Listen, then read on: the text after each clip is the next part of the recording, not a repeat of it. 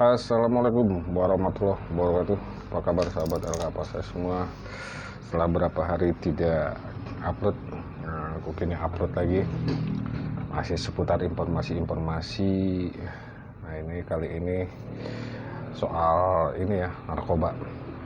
Dan luar biasanya belum kering adanya persoalan dugaan pembunuhan terhadap Brigadir Yosua oleh Irjen Verdi Sambo, Kadif Humas nonaktif, ya kan, Kadif Humas Polri nonaktif Verdi Sambo. Kali ini wajah Polri kembali dicoreng ya, sebab Direktur Tindak Pidana Narkoba Bareskrim Polri Direktorat menangkap Kepala Satuan Reserse Narkoba atau Kasat Narkoba Polres Karawang, yakni Ajun Komisaris Polisi atau AKP Edi Nurdin Masa terkait kasus peredaran narkoba. Jadi Kasat yang membidangi soal narkoba ditangkap karena dugaan peredaran kasus narkoba. Jadi Direktur dari Tindak Pidana Narkoba Bareskrim Polri Brigadir Jenderal Kisno Hasregar membenarkan adanya penangkapan terhadap AKP Edi Nurdin. Ya kan, betul ada penangkapan, jelas Kisno, seperti dikutip dari Antara pada Selasa 16 bulan 8 2022. Hari ini ya dijelaskan bahwa Edi Nurdin Masa ditangkap pada Kamis 17 Agustus 2022 pukul 07 waktu Indonesia Barat di basement Taman Sari Mahogani, apartemen Jalan Arteri Karawang Barat, Marga Karya Karawang, Jawa Barat. Nah, tersangka adalah AKP ENM, jabatan dia adalah Kasat Res Narkoba Polres Karawang, Polda Jawa Barat, kata Krisno.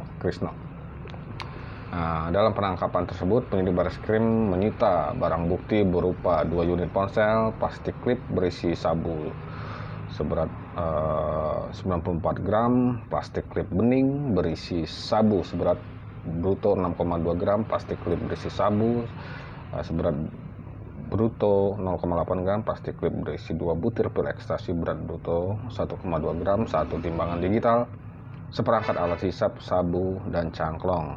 Kemudian juga ada uang tunai 20 juta rupiah ya. Nah, total berat sabu yang disita itu 101 gram berat bruto, kata Krisno. Di penangkapan terhadap Kasat Narkoba ini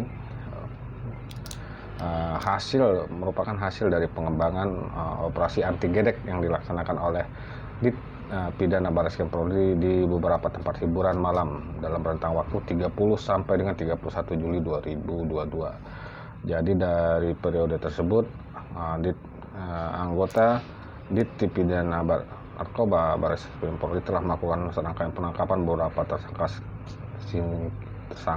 sindikat peredaran gelap narkoba, Juki dan kawan-kawan, yang mereka ini biasa beroperasi di tempat hiburan malam ya, di THM atau Bandung, yakni di F3E Klub Bandung dan POK KTV Bandung. Lantas tim juga melakukan pengembangan dan mendapatkan alat bukti bahwa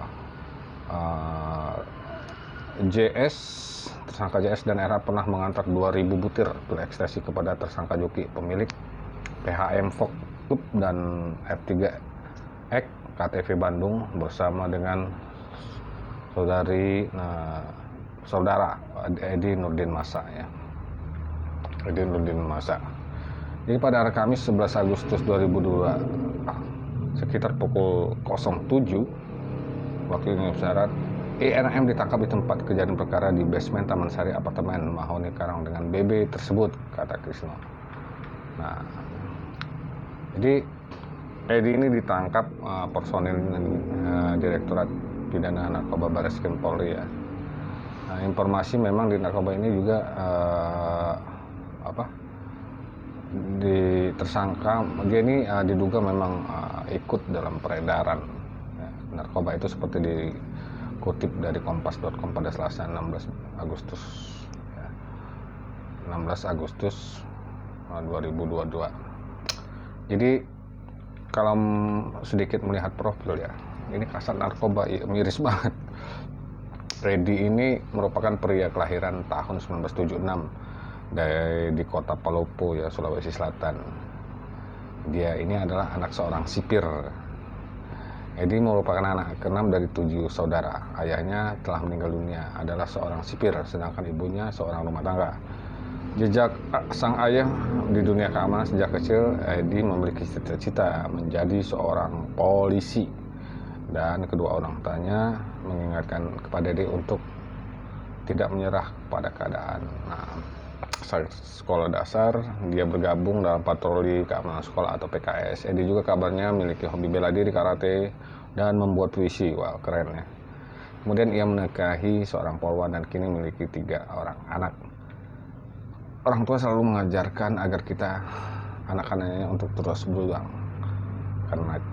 Karena kita bukan orang yang mampu. Nah, itulah mungkin prinsip hidup ya.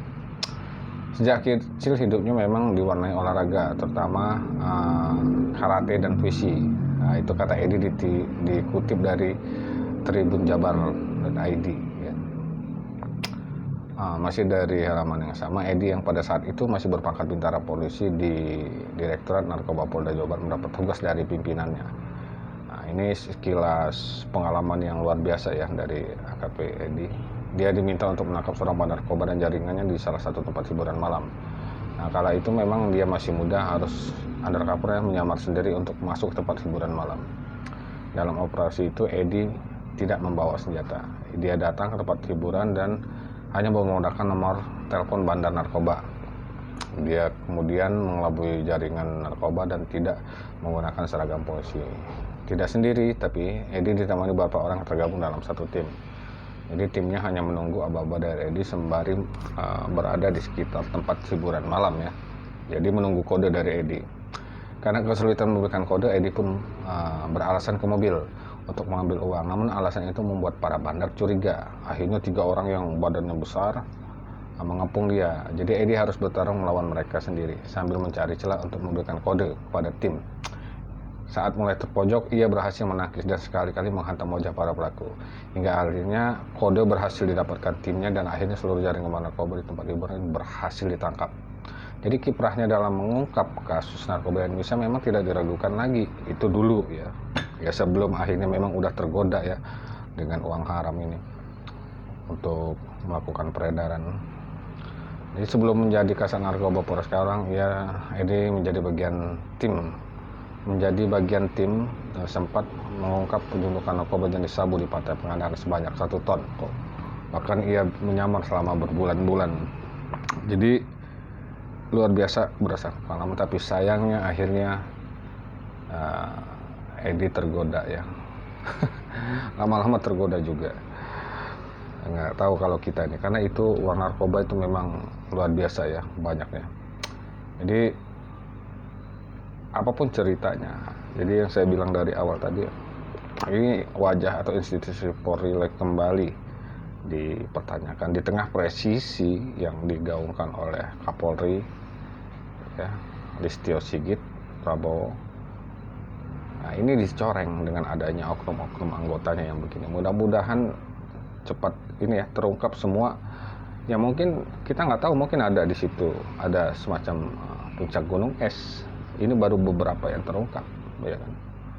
Mungkin nanti ada lagi, tapi kita berharap tidak. Tapi kalau ada, mudah-mudahan dibongkar hingga institusi Polri bisa dipercaya kembali oleh masyarakat, menjadi pengayom masyarakat dan pelindung masyarakat. Oke, demikian informasi dari saya. Jangan lupa like dan subscribe serta dukungan penuh pada channel El Kapasa. Terima kasih. Wassalamualaikum warahmatullahi wabarakatuh.